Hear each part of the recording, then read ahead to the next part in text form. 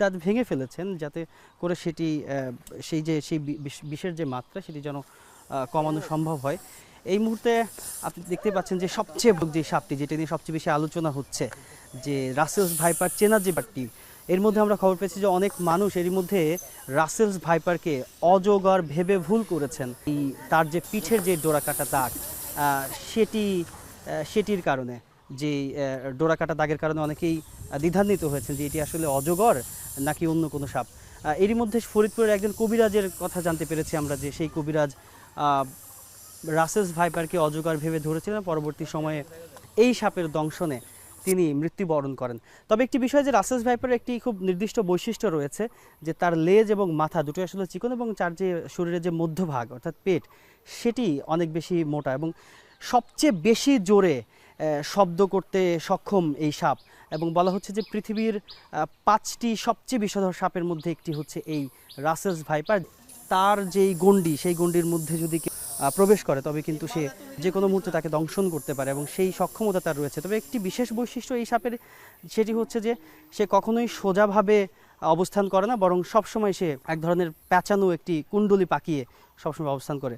গবেষকরা Russell's viper সম্পর্কে যেই বিশেষ বৈশিষ্ট্যের কথা জানিয়েছে সেটি হচ্ছে যে এই সাপ সবসময় বিশ্রামে থাকতে বা একটু শান্তিপূর্ণ পরিবেশে থাকতে স্বাচ্ছন্দ্য বোধ করে। বিশেষ করে নদী বিধৌত যেই এলাকাগুলো রয়েছে সেখানে একটু শীতল আবহাওয়াতে এই রাসেলস ভাইপার সে আসলে থাকতে পছন্দ করে, যার কারণে কিন্তু এই যে নদীর চরাঞ্চলের যেই জায়গাগুলো রয়েছে সেখানে এর উপস্থিতি এবং এর বংশবিস্তার সবচেয়ে বেশি দেখা যাচ্ছে। একই সঙ্গে এই সাপ অন্যান্য যেই জাতের সাপগুলো রয়েছে তার থেকে অনেকখানি ব্যতিক্রম। অন্য সব সাপ যেমন ডিম ফুটিয়ে বাচ্চা উৎপাদন করে, রাসেলস ভাইপার সেই জায়গা থেকে একেবারেই ব্যতিক্রম।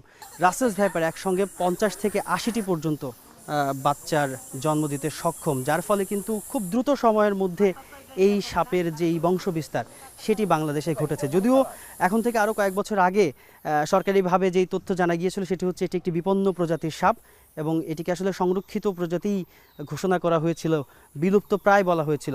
তবে এখন আসলে এই কথাটি আর বলার কোনো সুযোগ নেই, কেননা দেশের বিভিন্ন অঞ্চলের প্রাদুর্ভাব ব্যাপক পরিমাণে দেখা গিয়েছে। বিশেষ করে মানিকগঞ্জের হরিরামপুর থানার একেবারে প্রত্যন্ত চরাঞ্চলে গিয়ে আমরা জানতে পেরেছিলাম যেমন যে সেখানে বেশ কয়েকজন মানুষ এরই মধ্যে মৃত্যুবরণ করেছে এই সাপের কামড়ের কারণে। সাপের যেই দৈহিক যে গঠন সেটি আসলে কুণ্ডলি পাকিয়ে এমনভাবে অবস্থান করে যে স্বাভাবিকভাবেই কেউ দূর থেকে দেখলে কোনোভাবেই বুঝতে পারবে না যে এখানে কোনো একটি সাপ রয়েছে, কিন্তু তার যেই গণ্ডি রয়েছে অর্থাৎ তার একটা নির্দিষ্ট গণ্ডি রয়েছে, সেই গণ্ডির মধ্যে যদি কেউ প্রবেশ করে এবং সে যদি কাউকে শত্রু মনে করে সঙ্গে সঙ্গে কিন্তু এই সাপ তাকে দংশন করে। বেশ অনেক দূরের পথে অর্থাৎ ঢাকা থেকে 100 কিলোমিটারেরও বেশি দূরত্বে এসে অর্থাৎ পদ্মা নদীর যেই ভাটির যে দিকটা সেখানে এসে এই রাসেলস ভাইপারের দেখা মিলল একজন সাপুরের বাড়িতে।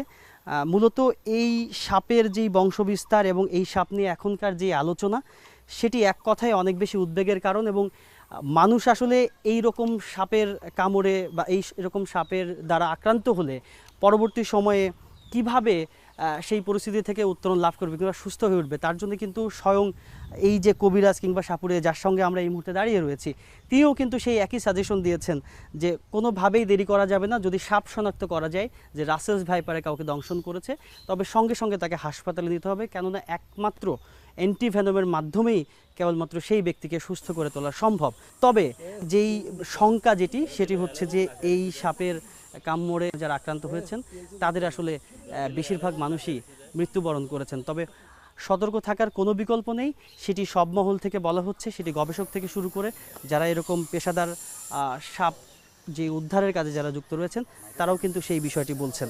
এই সাপ থেকে যত সম্ভব মানুষকে অনেক বেশি পরিমাণে সতর্ক থাকতে হবে। শরীয়তপুরের সখীপুর থানা থেকে তাজনুর ইসলাম, যমুনা নিউজ।